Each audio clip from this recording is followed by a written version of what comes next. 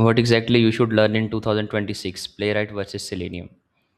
So I went through a lot of stuff on YouTube and other platforms as well. So every other person is saying that Selenium is dead and Playwright is taking over everything.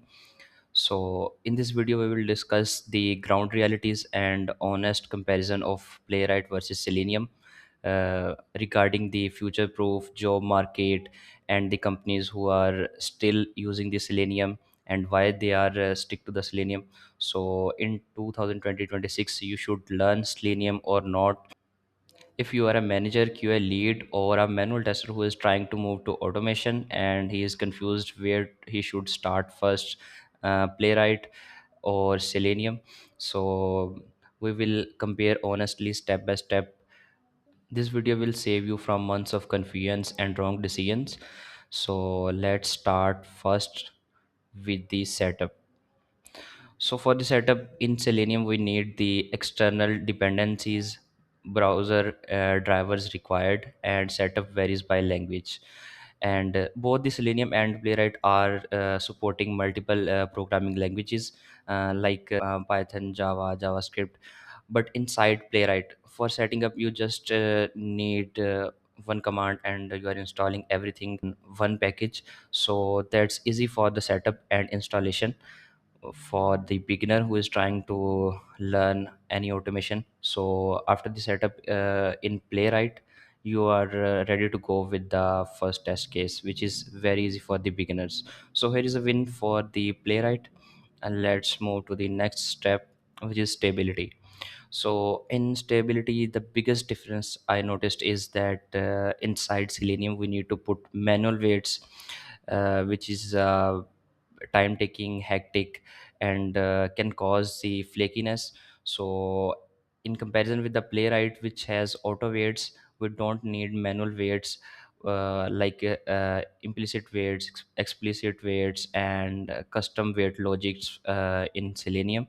So there will be very easy in Playwright to avoid flaky test and less logic weights.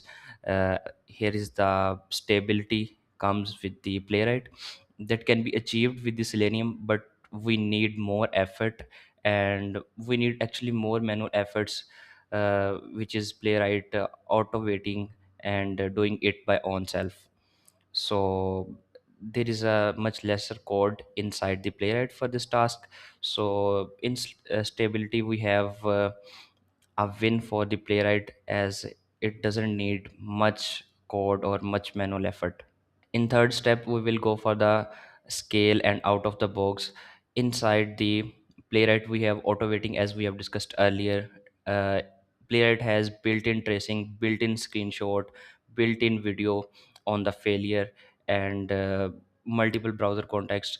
Selenium can do the same thing, but for that we need the extra setup. We need to install the dependencies which is not built in, like we have just installed the Playwright, and it has the trace viewer, videos, screenshot, everything.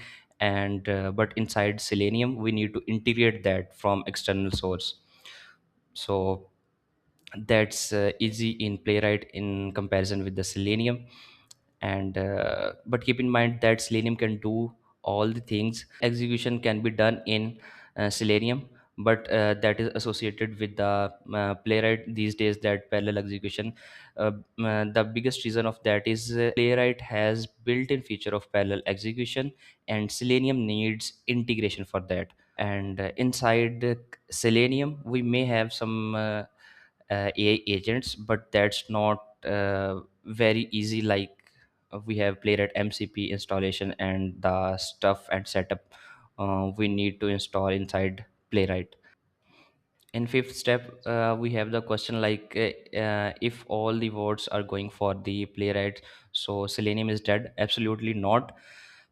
Because many of the companies today worldwide have the Selenium setup, and they are continuing with that. If the framework is not compromised, framework is at the optimum performance, so they are continuing with that. And migration cost, we cannot migrate everything in one day. So even if you are migrating from Selenium to Playwright, you must have an idea how Selenium works and how you will be migrating. And besides that, Playwright have future proof, but in the next 4 to 5 years Selenium is staying here, and obviously having the job market. Selenium is not going anywhere. Selenium will be very much important if you are targeting the banking applications, enterprise level companies, or server based companies.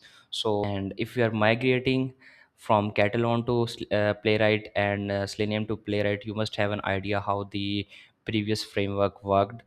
And the final verdict from my side, that in 2020-26, where we started that what we should learn in 2026, Selenium or Playwright. So if you are a beginner and you just want to start to write your first test case, you can start with the Playwright. And also, if you have a mature QA automation engineer already working on Selenium, so you should not quit Selenium, as it's part of the game. And in interviews you will be asked about the Selenium, how Selenium worked. So 4 to 5 years, Playwright may have more jobs than that, as it has exploded in last 2 to 3 years, and now it's becoming the main skill everywhere. So the final verdict is not the Selenium or Playwright, it's Selenium and Playwright. Like, you should have both Selenium and Playwright. So if you have both skills, then this combo will be great. Actually, you need both at the moment. And in future we are going to migrate towards Playwright, and more of the framework will be established in Playwright as it is getting better day by day. So that's all from my side. And please let's know in the comments that what framework you are using, Playwright, Selenium, or both. If both, then it will be great to hear from you. And if you want us to address any other topic, let's comment down below.